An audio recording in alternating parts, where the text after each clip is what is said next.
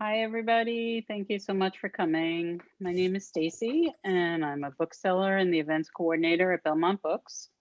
Belmont Books, for those of you who are not familiar with us, is an independent and locally owned bookstore in Belmont, Massachusetts. Before we begin, I'd like to let you know that we have a number of virtual events coming up, including Tova Martin discussing the garden in every sense and season with Tom Fisher tomorrow night, and Marianne O'Hara discussing her memoir, Little Matches, with Jessica Keener, and that's on Thursday night. You can register for these and our other events on our website, belmontbooks.com, which is also where you can purchase tonight's book, 6 Weeks to Live. If you have any questions for the authors, please type them into the Q&A section, and we will get to as many questions as we can. We're very excited to welcome Catherine and Randy, and are excited to be here for Catherine's US launch. I want to tell you a little bit about both of them, and then I will turn the event over to them. Catherine McKenzie is a best-selling author who has sold over 1 million books. She's the author of numerous bestsellers, including Hidden, Fractured, The Good Liar, and I'll Never Tell. Her works have been translated into multiple languages, and The Good Liar, You Can't Catch Me, and I'll Never Tell have all been optioned for development into TV series. Catherine is an avid runner, skier, and amateur tennis player.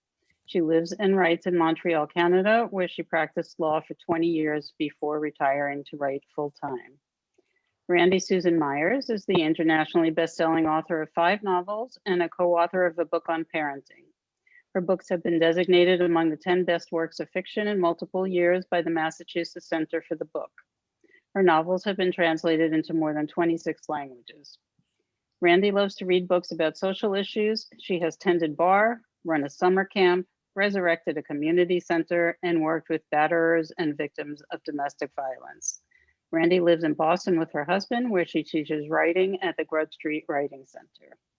And without further ado, I will turn the event over to Catherine and Randy. Thank you. Ooh. Hello. Catherine, do you want to start with a 10-second, what is your book about? My book is about a woman who's diagnosed with terminal cancer, but somebody may have tried to kill her a year earlier, and she spends her last weeks on earth trying to figure out who did it. And it is wonderful. Thank you. I am good. I reached out to you, Catherine. I had an ARC, an early copy, and I reached out to say, oh my God, I loved it. One thing, your book it made it through the pandemic malaise of reading for me. Because I don't know. That's a high bar. It's a high bar. A lot of us were having a hard time. It's like, and I was like, oh, I got totally captured. And I wrote something down because I didn't want to forget. First, major kudos, because I never guessed the ending. Oh, in TV and books, I am very known for guessing the ending. And second, for a simply fantastic first line. I want to say Stephen King would be proud of you. I always remember his advice on first lines. I wrote it down. An opening line should invite the reader to begin the story, he said. It should say, listen, come in here. You want to know about this. So I want to read the first line. I just checked the first line because I had a blank about what it was.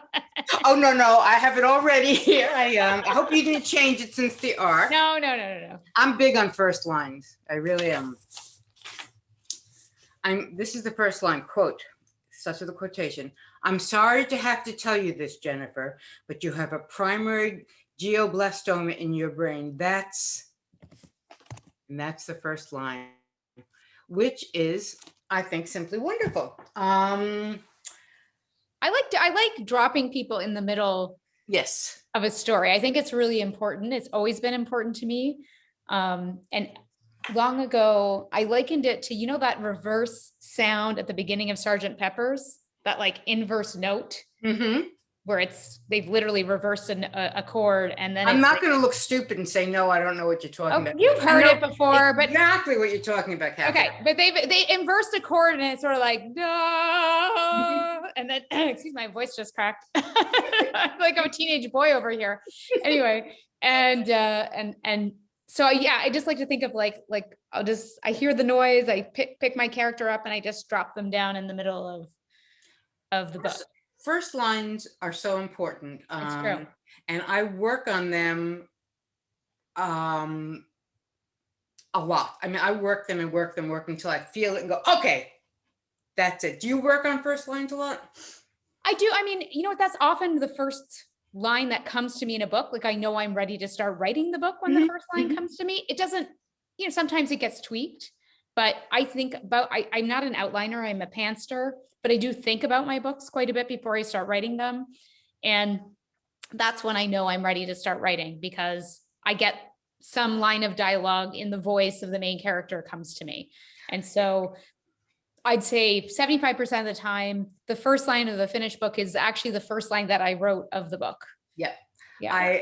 I'm actually the opposite. I'm an outliner, as you know. Yes. Very much an outliner.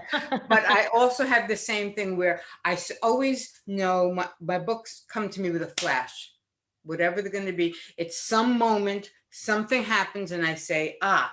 And often my first lines come to me before I've even started the book.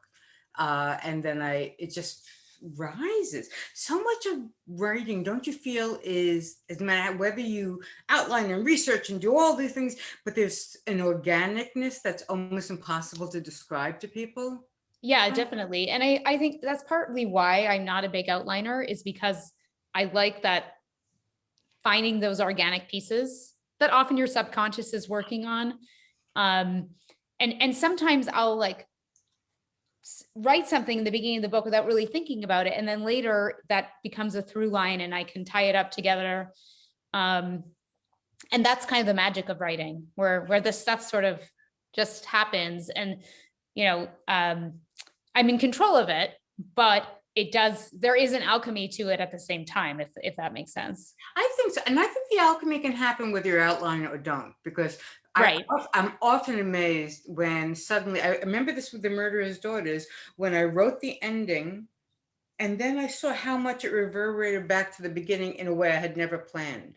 A certain scene, a small little scene that got picked up in the end. And that's the part that really feels very exciting, as opposed to that point in the writing. Do you ever get that point in the writing where you think, what am I doing? Oh, all the time. What is this book about?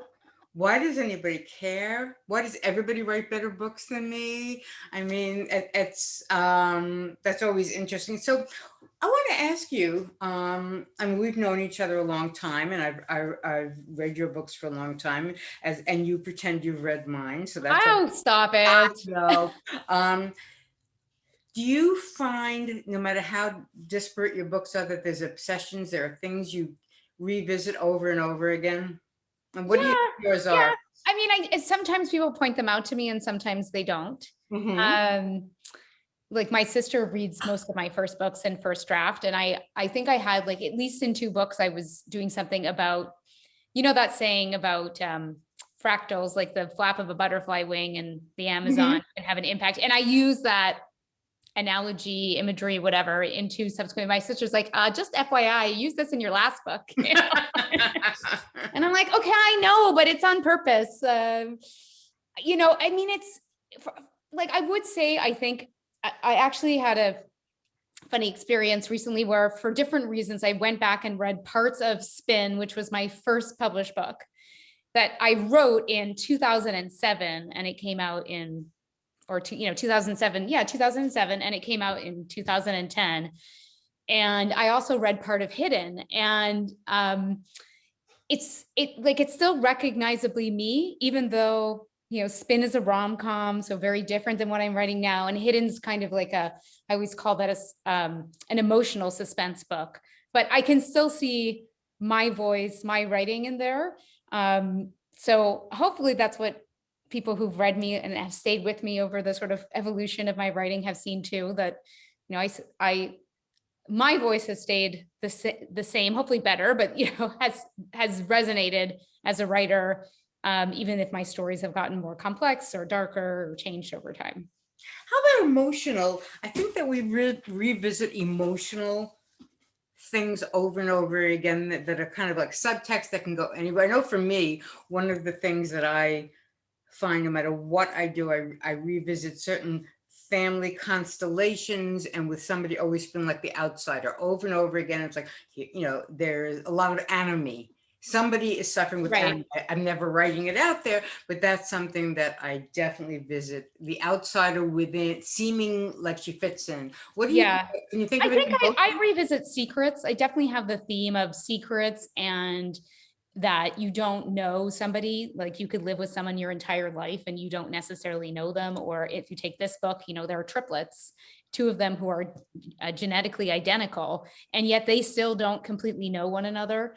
And so that's definitely a through line in a bunch of my books. I would say another through line, which again is a theme in 6 Weeks to Live, is how people can have the same experience and have totally different memories of it.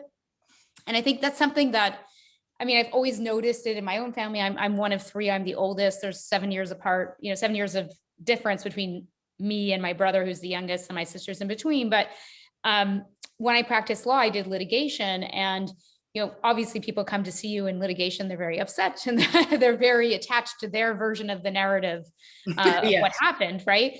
And I'd have to explain to them that, like, if you put 10 people in a room for an hour's long meeting, and then you ask them all what happened in the meeting and who said what, they would all have different versions. And that doesn't mean anybody's lying.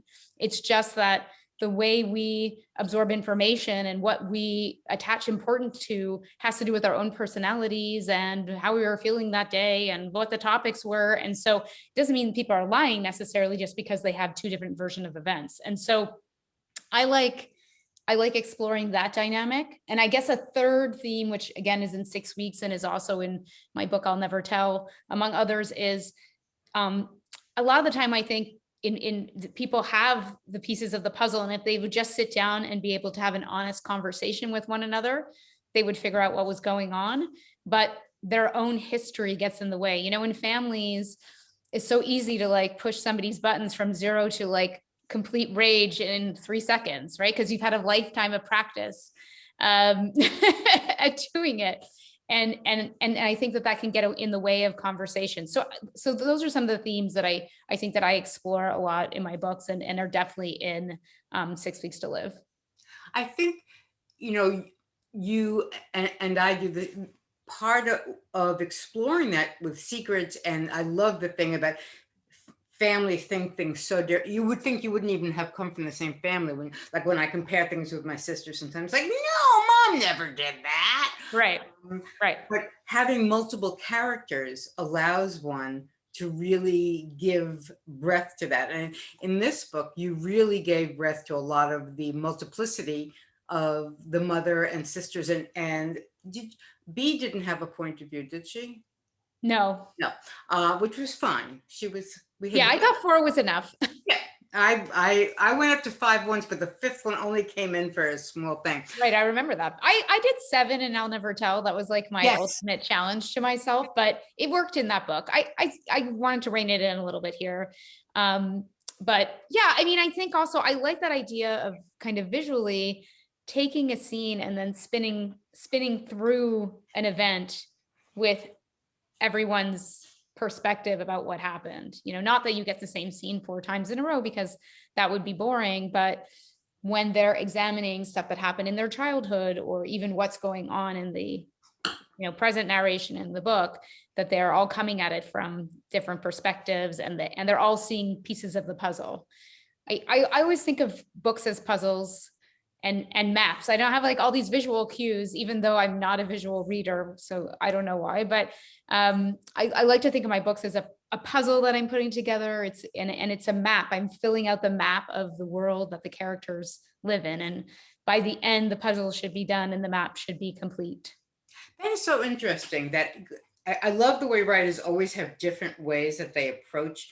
Like for me, I see them all. It's a movie that's unfolding in front of me, and I'm putting that movie down on paper and deciding where the camera is going to go. I was thinking that today, when I was thinking about us getting together, 6 Weeks to Live it's very close and intimate. We're really inside a family, and right. You're covering topics that we're kind of afraid of, like terminal illness, the hatefulness after a marriage, sisters not always being as beautifully close as they are in like Little Women, every second mental illness. So there was so Right. much going on, all beautifully woven together. What was your, here's the question that we all love so much. So what was your inspiration for this? Was there anything that, because I usually there's one event that pops me into a book. Was there anything Yeah. that popped you in? Yeah, I mean, I did have an extended family member who did get a very sudden diagnosis and was given a sort of very fixed period to live. And, you know, in the beginning, I think it was just a question of watching how the decisions that she made about how to spend her last days, and then sort of asking myself the question of what would I do with the same time? You know, would I make those same decisions? And then at some point I had to, you know, the idea popped into my head of, oh, I could make this as a suspense premise. Somebody asked a question about this article I wrote about the movie DOA, where it has a similar premise, right? It's somebody stumbles into a police station and says, I want to report a murder, who's my own, and then you track back 48 hours and follow them as they're trying to figure out their own murder. And so I think that thought sort of fused with that. And then I put it on a little piece of paper, and I had to, I'm smiling because my editor's on here, but I had to propose, I was working with a new editor and I had to propose some ideas for a book. And of course I had one that was much more developed, and I had this little paragraph of 6 weeks to live. And she's like, I think you should write this one. And I go, of course, you want me to write the one I haven't thought about. And, you know, so that was part of it. I think the other thing is, you know, and it's so funny because I was just saying this in a talk the other day, and then I was listening to, of all things, Leah Remini's Scientology podcast. And I love listening to her. yeah, no, she's great. Yeah. But I think one of the themes you mentioned is that, you know, that Jennifer, the main character, is not like, oh, bygones about her divorce, you know? And I do think that there are various events in somebody's life that people put these weird societal pressures on. And, you know, maybe it's Gwyneth Paltrow's fault with her conscious uncoupling or something.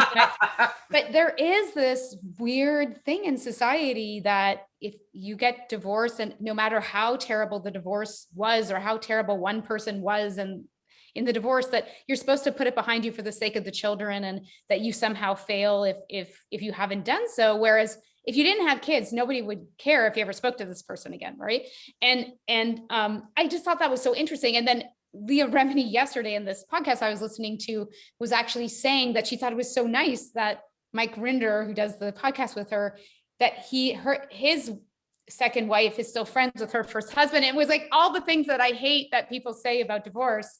Oh, that's anyway, it was just a weird coincidence. But I do think, you know, I think things are not black and white, and particularly in books. If they are, they'd be boring. But I think real life is not black and white. And I think that there isn't one way to react to a situation. And what I hope that I do as an author, and I know you do, Randy, is to try and make people understand somebody's choices that are completely different than the choices that you would make in the situation. But you as a reader understand the choices that they're making in the moment. And that's what I'm trying to do. I think that's one of the most important things in writing, is to make sure everybody, including the villains, have we know where they're coming from. Because as I say all the time when I'm teaching, one thing I learned working with criminals for many years is everybody's the star of their own show. And everybody, even the murderers, I know, can explain to you why they had to do what they did, right? You know, no, but you don't understand, Randy. I had to do this. If you were in my shoes, you'd do it too. Yeah, okay, Joe. Yeah, there was a famous murder trial in Quebec, where I'm from, where that literally was the husband who killed, is like a horrible story, but anyway, he killed his family. And that was his defense. It was like, well, if you had to live with her, you would have done this too. It's like, I'm sorry, what? And then, because I always got in my classes to the axe in the head theory, when I would try to get across that there's really not ever a reason for violence within a relationship. And I was going, yeah, what if a woman comes to you with an axe and you're about to have an axe in the head? I call it the axe in the head theory. So and somebody always comes up with it. And I said, I want everyone who had an axe, a woman with an axe, come at them to please raise their hands Right. and come forward. Yeah, that's self-defense. That's different. But it's always the axe, though. What if somebody came at you with an axe, huh? What are you gonna do, Randy? Criminals, they say the funniest things. There's your next book. Criminals say the darndest things. Actually, I was thinking when you were talking about the points of view in divorce, that could be our next podcast. Not podcast, our next serial. Yes. Divorce from 2 points of view. Right. Each week you get a different, either the husband or the wife. Right. Totally that sounds depressing. Do I ever write? I think both of us like depressing. We do that pretty well, but we give a fun air. Speaking of depressing, I mean, and not about politics, but the pandemic, because we're not going there. Sometimes when you're writing, you go out on real tour or virtual tour now. Yes. Or you interact with writers and with readers and writers in different ways. And we all make it seem very upbeat all the time. Right. But we've all had some kind of not so great experiences. In fact, there's a book called, I forget the name of it, that's just a series of things by authors, but the worst things that ever happened to them while they were on book tour. Yeah. Yes, it'll come to me. And one guy talks about standing up and he sneezed and his teeth fell out. Now let's hope that has not happened to either of us. Oh. But what darndest thing has happened to you while you've been out there in the world? I mean, I think, the traditional ones are like 0 people showing up in an event. So that's, that happens. And that has happened to you? Really? Yeah. It happens to everyone, Randy. It happens to everybody. Yes, exactly. But you were actually there for one of the funnier events in my, so Randy and I, many years ago, did this event in Brainerd, Minnesota. And actually you and your husband picked me up because you couldn't fly there, right? It was like the airport was an hour and a half away. It was crazy. Yeah. We picked you up in Minneapolis. In Minneapolis, yeah. Anyway, so, and it was over the course of a dinner and we each had 20 minutes to talk at different points in the dinner. And I feel like I was the last person to go that night. And the MC was Lorna Landvik, who's actually a stand-up comedian. She's so great. So great. And Randy's very funny, as you guys can see. And Ben Percy was one of the people speaking, and he has who speaks like very deep voice, yes, and he's very entertaining. And I don't normally prepare talks, but I had actually prepared because I'm like, I'm going to talk for 20 minutes. I should have some notes. And Randy had recently written a piece about why you shouldn't read when you're doing book events. And so I had done this kind of. You shouldn't read from your book. Exactly. And I had done this kind of riff on Randy's thing and I was going to go off in some other directions. Anyway, so I'm sitting there and the person before me, debut novelist, beautiful girl, gets up. Literally gorgeous. Gorgeous. I think all of her sisters were models from what I remember. And she picked up her book of literature and she opened to the middle. Randomly, yeah. And read for 20 minutes. And said nothing else. And I was in a panic because I was like, I cannot get up and make fun of, I had like a comedy set about why you don't read book events. So I'm like, whoever was at my table, I'm like, does somebody have a pen? And I was like, Xing through my notes, like, oh my God, this is going to be a disaster.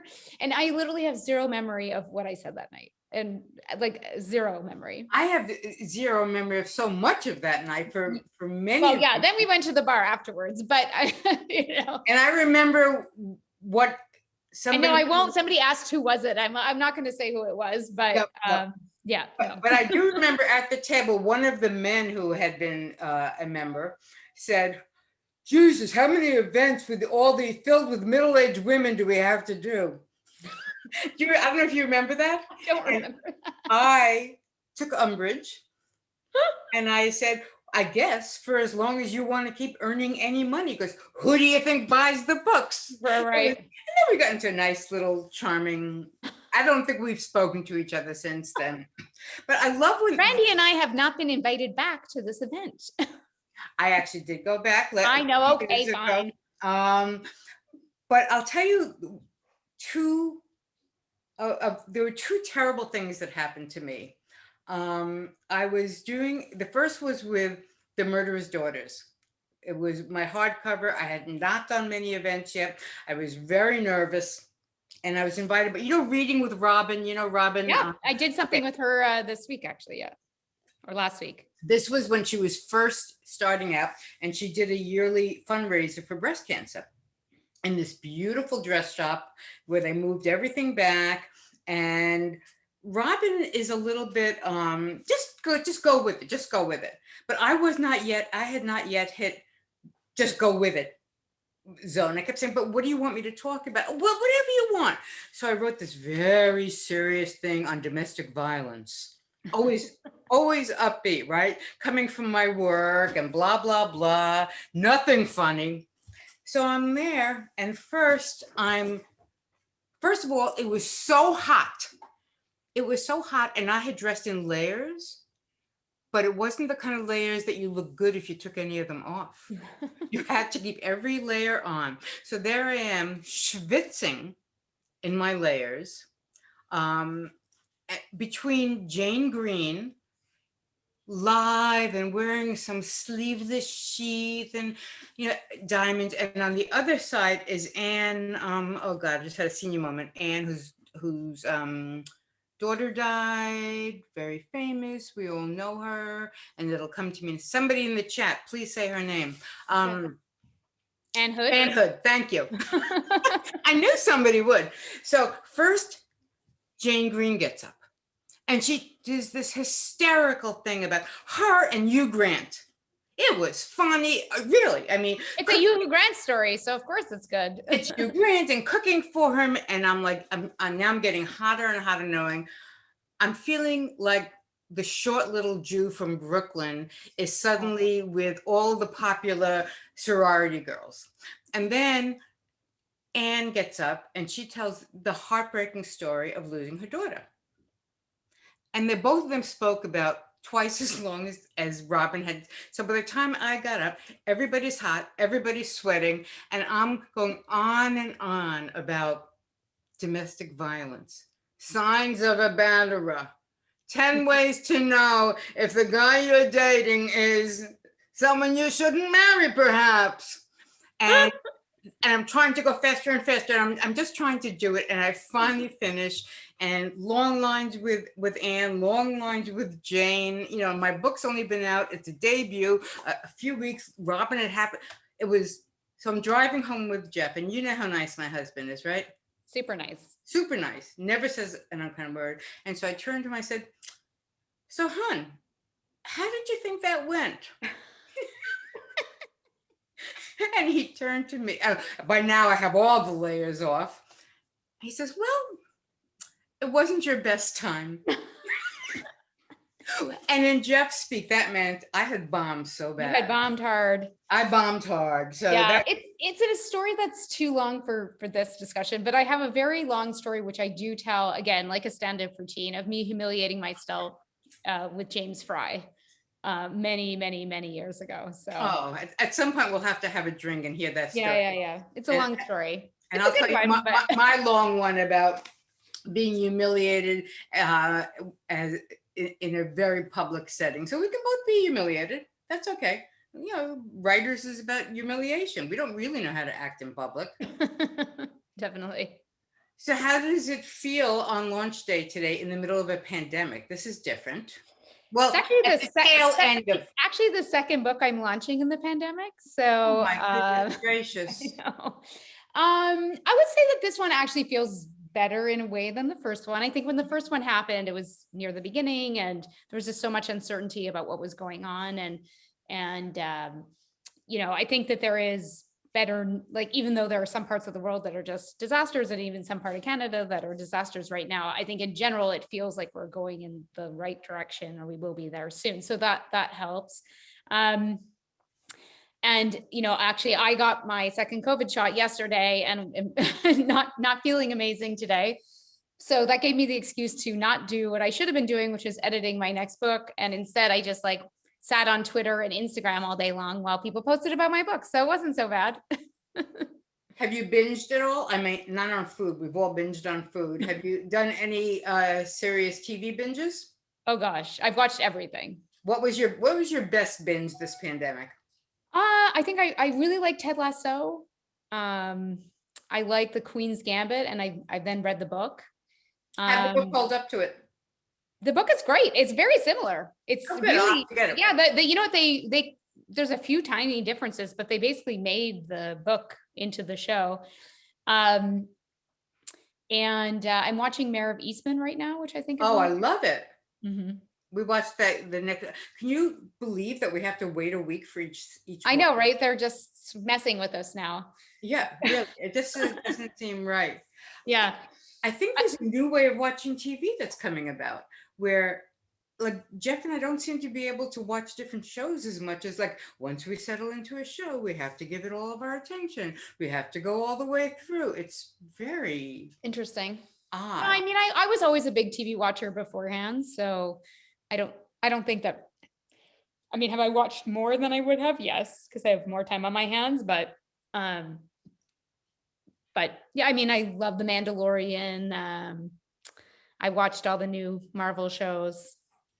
Yeah, lots of stuff. A wide variety of stuff. Yeah, we got really, really hooked on rewatching all of ER. Okay, that's an endeavor. It held up. Yeah, I believe that. Yeah. Some things don't hold up. We found Ally McBeal doesn't hold up. Right. How I Met Your Mother does. Every once in a while, there's a joke that's a little like, you wouldn't make that joke now, but in general, I find it holds up. I rewatched that, I think, right before the pandemic started.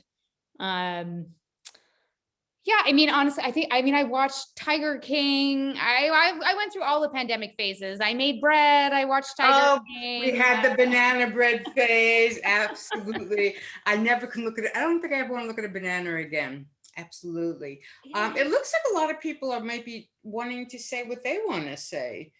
I think I saw, hold on, there's a question here for us, 1 second.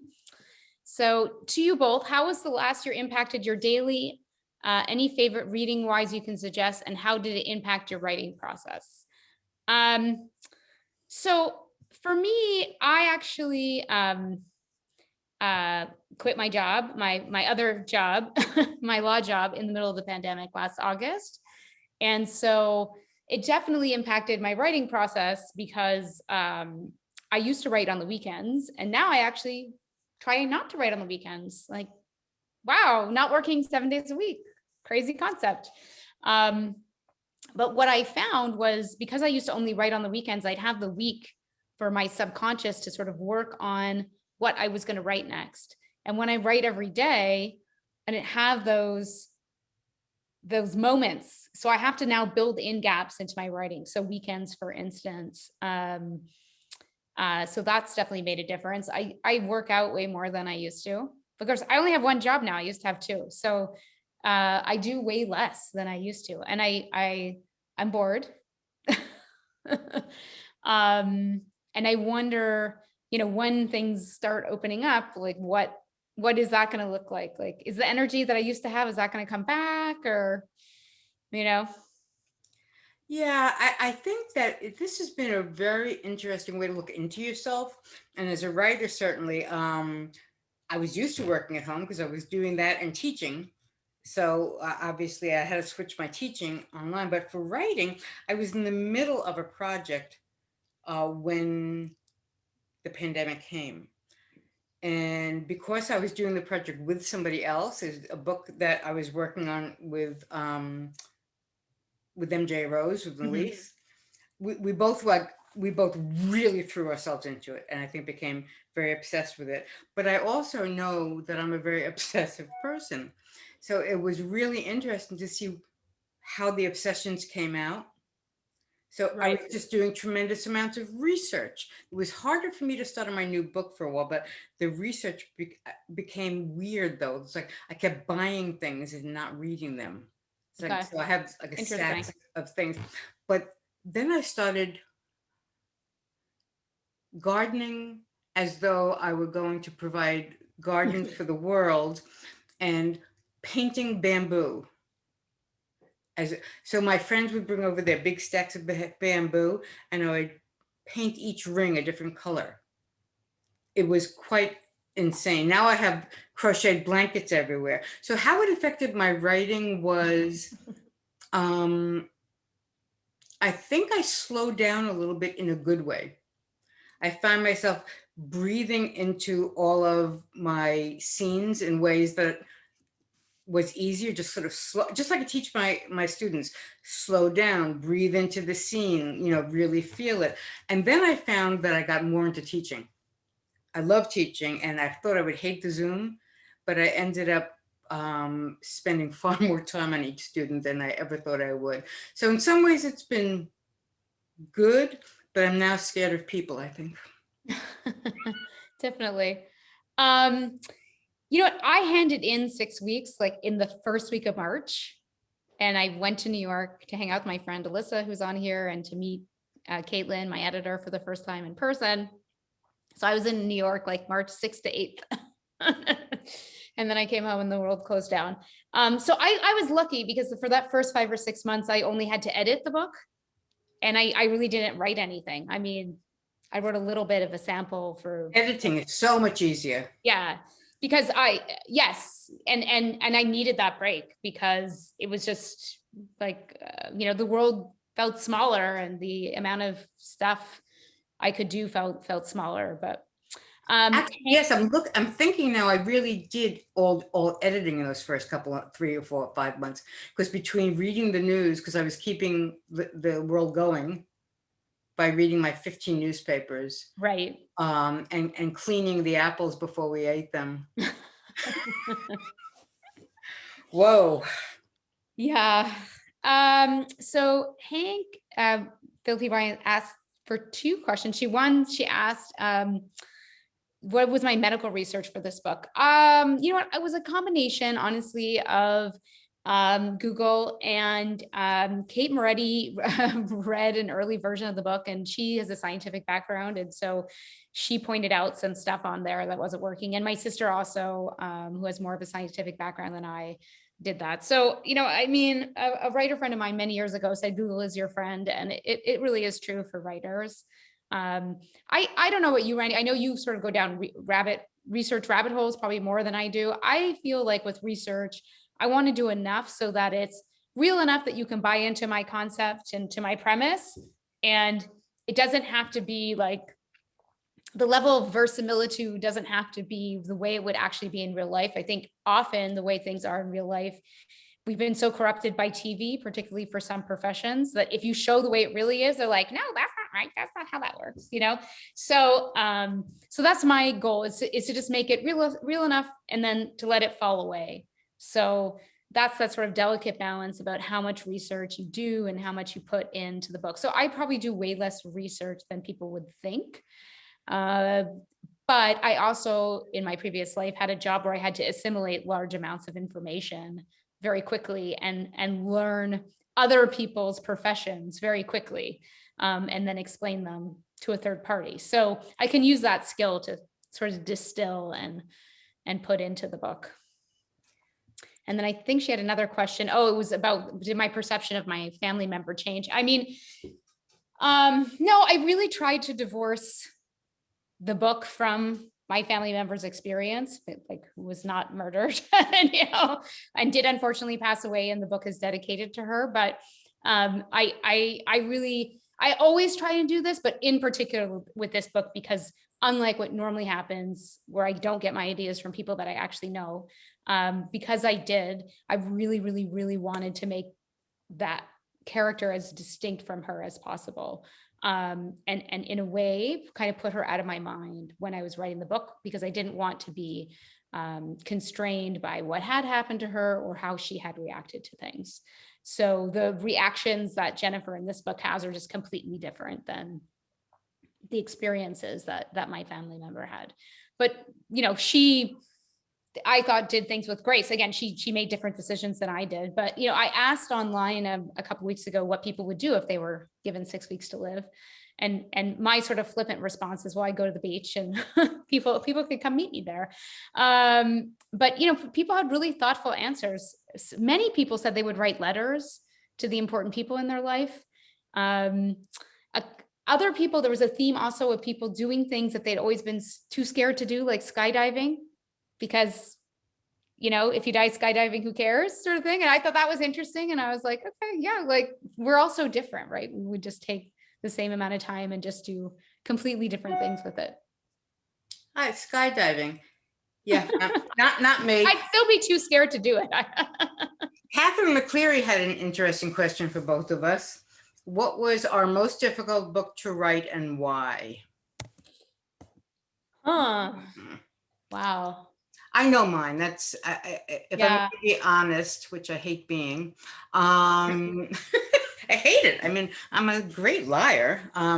Wasted, my most recent book, was the most difficult one to write because it's about two women, very different women, who are wrestling with their weight, and they're mostly wrestling with their self-loathing. Right. And I had to visit issues I had not dealt with, that I had had in my family for forever. So it was the kind of thing where when I was writing it, I wanted to eat all the time or never eat again. And I was thinking about food all the time, and I was thinking about weight issues. But writing that book was also the most, I felt the most complete finishing that book than I can ever imagine. I mean, each of my books had something that visited an emotional chord in me, but that one took taking the reader off my shoulder the most, my mother had disappeared, and it also meant having to let my characters be as dreadfully honest as anybody could ever be if I was going to give the proper book out to the world. So for me, it was Wasted. How about you? I think it was Hidden. That was the book that certainly took me the longest time. And I think it was probably the biggest shift. So I had been writing romantic comedies, and I wanted to do something different. And so I was like, I'm going to kill the male protagonist in the prologue. And so there's no happy ending possible here, And it was the first time I wrote a book with multiple narrators, and they were all in first person. So I didn't even use like writer's tricks that I would use now, like do some in third or do them all in third to keep the voices distinct. And it's the only book I've ever asked for an extension on. I asked for a 1-month extension. I remember being like so mortified because I've never asked for an extension for anything in my life, to ask for that extension. So, but I do think it really pushed me and my writing to a different level. And then I've built from there. So I do, that being said, I do try and do something in each book that challenges me as a writer. I don't want to feel like I'm writing the same thing over and over again. And I want to, and whether that challenge is visible to the reader or not, I set myself a challenge with each book and it's something that's, scares me to do. It's like, am I going to be able to pull this off? Yes or no? And so, that's, so each book I'm satisfied when I think I've pulled it off in the end, and I'm happy to, but I do think that book was probably the hardest. The hardest. And I love that book. Oh, thank you. If you remember, I think I gave a blurb for that one. I can't remember. Maybe. Yeah. I just loved that book. It was really very touching and emotional, and yet gripping. So yay. And I think that's a good idea to try. I like to try new things. And I feel like, especially with teaching, I'm always bringing new awarenesses of how to do it better. I had to go back and look at something from like my second or third book, and I was like, oh, I wanted to like edit it as I was. Do you feel like that sometimes when you go back to books, you want to edit it as you see it? Well, yes and no, but I think the time where I really felt that way was with Spin, because it came out in Canada, and then I got a US book deal 2 years later. So I had to go through, not copy editing, but through, they switched it from Canadian spelling to US spelling. And so I had to proofread again. And then 2 years after that, it came out in the UK. And so now we're talking, it's like 7 or 8 years after I wrote the book. And I did realize that I had overused a particular swear word way too many times in that book. And I did a control find Mhm. and I was like, okay, you know, I think I could eliminate 50% of this particular word and nothing would be lost. So yeah, yes, Liz Fenton, we call this de-effing the book. Yes. And it wasn't that word, but yes, you know, so, but I really do, I'm not going to say that like every single one of my books is the exact same quality or everyone is better than the last. I hope so. But what I am trying to do is write the best book that I can at the moment that I'm writing it. And I'm trying to do the best with that particular story. And, you know, if you and I started the same writing prompt, we'd write wildly different books, right? And even if I wrote this book at a completely different time in my life, it would have been different. So I think it's just in that moment when I'm writing that book to try and write the best version of that story that I can. And when I feel like I've gotten to that, that's when I know I'm done with the book. And I think it was Kathleen, oh no, it was Stephanie Cowell asked, how do I write so fast? I know it's, you know what, I think honestly, because I think about things that when I actually sit down to write, it comes out pretty quickly. But I developed tricks over the years to make my writing process more efficient. So I really try to sort of plow through on that first draft. I'll write it in chunks, like in thirds, and I try not to go back over and over things. I've also found that having structures, like in this book, 6 Weeks to Live. So there's 1 week, 2 weeks, 3 weeks, 4 weeks, 5 weeks in the book. And when I take that and I break it down into the number of words, it just seems like more manageable. It's something that I started doing with my book Smoke, which was really the first book that had that kind of ticking clock in it. And I now try and put, even again, if it's not visible to the reader, I try and put my own ticking clock in a book so that I can break it down into bite-sized chunks. Because I mean, you know this, Randy, when you open your new Scrivener document or your new Word document, and it literally at the bottom says 0 words, and you have to get to like 85,000 or 90,000 words, it's daunting, right? And it feels like this insurmountable thing. So you can't look at it that way. You have to like trick your brain into it being some smaller piece of goal, whether it's a daily word goal or a monthly goal or whatever. And you know, I was saying this the other day, but Scrivener is good for that. It's good and bad for that, because I opened a new project recently and I was like, I'm 85,000 words and I want to finish it by December 31st. And it told me I had to write 368 words a day. Like, no problem. Easy. Right. But the problem is if you only write 368 words a day, you never get into the flow at 368 words. So you have to do more than that. But it has this little counter and it's like, oh, I got my words. I didn't know Scrivener had a count. I mean, I count, I use Word, but that's the beauty for me of having an outline, is that at the very least, I start with 40 chapters that I have to fill in and then do them. Okay. How detailed are your outlines? Oh, they're not, they don't say what every scene is going to be. They're detailed in as much as, like, you know, chapter 1, Annabelle goes to Mississippi for Freedom Summer, and that's it. And then when I go to write it, I know, and then I was totally surprised at what happened. So they're really along that line, you know. Okay. Annabelle meets so-and-so, the commune starts, all of that kind of stuff. So it's really a roadmap. Yeah, I mean, I've done that before, and then sometimes I look at the notes and I'm like, I don't even know what that means.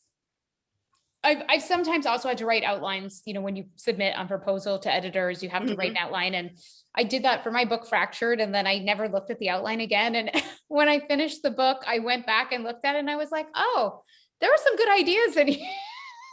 I actually don't start with the outline. I always start with what I call the overview. Okay. Where I sit down and I write to myself a page about this book is about, so I get a sense of the overall project that I'm trying to accomplish. And it's not till after I have that and feel good about it that I go into that I do an outline. That's interesting. I mean, you know, I've done a couple of projects. Well, we did one together where it was a group project, and there we had to have an outline. And I actually did find it super helpful to have a fairly detailed outline. It did make the writing way faster. There were also, you know, moments of tension where you have 5 very strong personalities commenting on an That was a whole different thing. that was a whole different experience. We had to DF our minds. Well, but it, you know, everyone comes at writing from such a different way too, Yep. right? So like, I know something that's important to you, Randy, is to like figure out the background of the character. Like you want to know like who their mother and father were, and like what's their religion and where are they from, and That's not, but I don't write big long biographies. People No. think I just know it. I have to know it. I have to Right. know that. I have Right. to be inside them to get their motivation. Like, Right. what's And this is about? something like I mean, I end up putting that stuff in my book, but it's just not where I start from at all. I also build a Bible for my book. An Okay. entire Bible where I have, which is not about the outline. It's like the pictures of everybody and family what they look like Right. photographically, and all the houses and where they live, and you know all that kind of stuff. I have to. Right. I'm very visual. I need the. Which you visual. did do very helpfully for our joint project too. Yeah. That's right. I did the visuals. You did. You did. I'm That was big on good. the visuals. Yeah.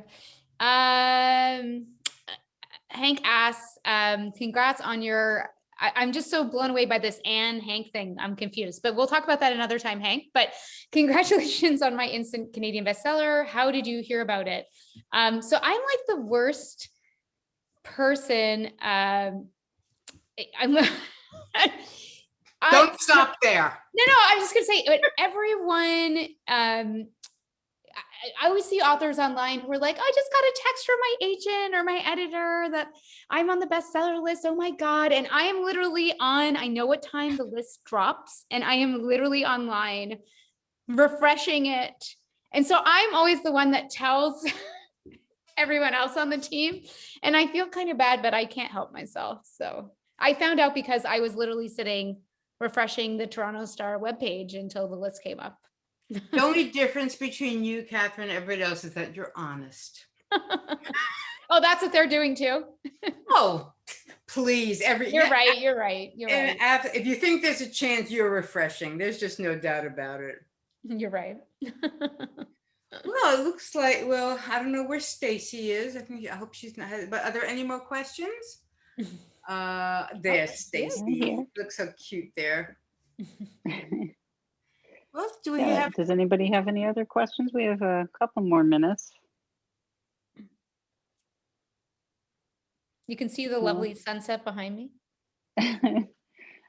Or we can go let Catherine recover from her shot. Yeah. Of course, now because I had a nap this afternoon, which I never do, I'm probably gonna be up Yeah. till like 2 o'clock in the morning. But no, you'll go back Right, to sleep. right. You I definitely will. will. Yeah. I have a The question. adrenaline will come down. Catherine, is that a background or is that really what's behind you? No, that's really my window. Because I thought it was your window, and I thought, well, maybe she's fooling me. No, it's for you. It's a great view. That is so, and that's the house, the one, that's fantastic. Yeah, you'll have to come sometime. I have to, now that I've seen this, I must come, absolutely. We got Rich another asked, question. did I know when I first started the book who did it, or was the killer revealed to you as you went along? I always know who did it and why did it before I start writing. But I think it's nobody- important to me in this kind of book in particular, but that's just how my process always works, is that I need to see the end, and I need to know who, why, where we're going to end up. Not that I know what the last line is going to be. And sometimes even when I'm writing, I'll write the last line and I'll stop and I'll be like, oh, I think I just wrote the last line of the book, you know? But I have to know where I'm going to. The sort of stops along the way are surprises, but I do need to know where the end point is. And I don't think I've ever changed. I've considered changing the ending, like who did it and why, but I don't think I've actually ever done it. I've added 1 or 2 twists, but. Well, thank you, Stacey. Right. This was fun. Yeah, thank you. Well, thank you both everyone for joining joining. us. Congratulations again on your launch, and thanks everybody for coming. And we hope you will all be well and join us at our next event. Yeah, and next Thanks so year much. in person, hopefully. That would be very nice. That would be lovely. It- You can Take stay good care, here, everybody.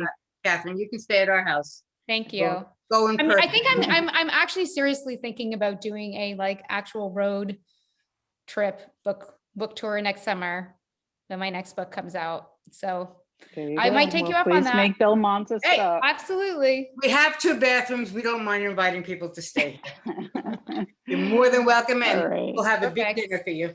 All right. Thanks everyone. Thanks so much, everybody. Thank Take you. care. Don't Good forget to night. buy your book from an independent bookstore, preferably Belmont Books.